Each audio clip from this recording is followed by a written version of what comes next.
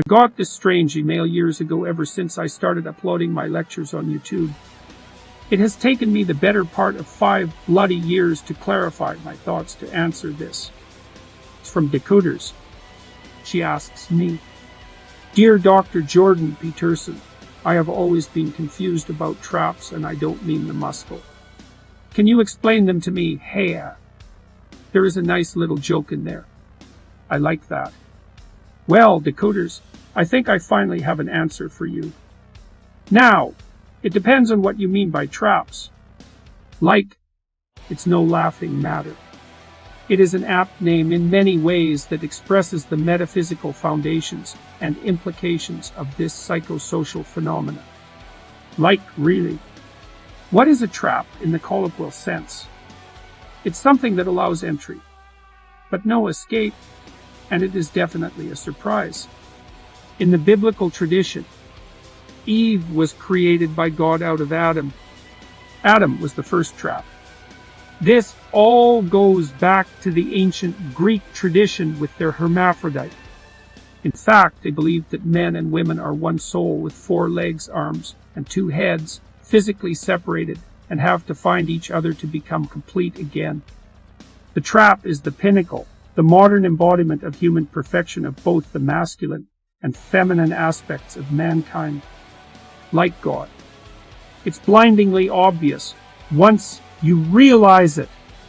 Carl Jung's concept of the anima and animus is a reflection of trap.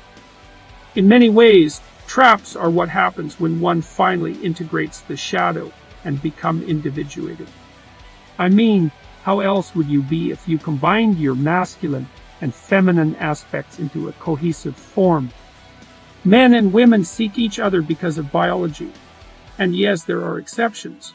But when 99.5% of a population act in some way, then that is the natural way that population acts. Like I was saying, since men and women seek each other, the trap must naturally seek him or herself. That means that traps are the representation of complete self-love. Traps are the most effective antidepressants to ever exist. And interestingly enough, the best psychological literature have shown and proven that traps are at the top of the dominance hierarchy of all the sexes. Those bloody neo-Marxists can deny this all they want. God. If they do, they only end up trapping themselves. You know, bussy is an interesting concept.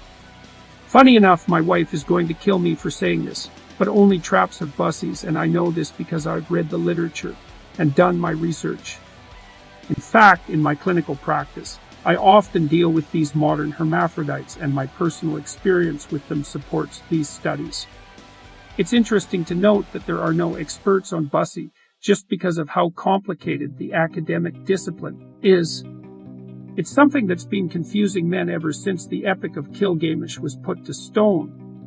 But I would say that I know a bussy when I see one. What was I saying? God, bussy just really makes me lose my train of thought. Yes. Going down the dark hole of bussy is synonymous to the pit of Tartarus and a similar concept to hell. Once you enter, you are trapped. What is hell? It's the bottom, the deepest level of despair. And it goes even further than that because you're so dim-witted. What the hell?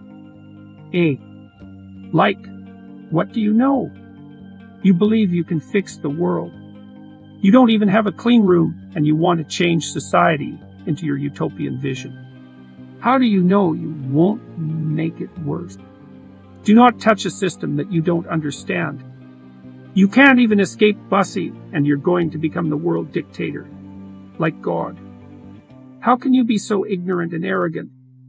And that is exactly bussy.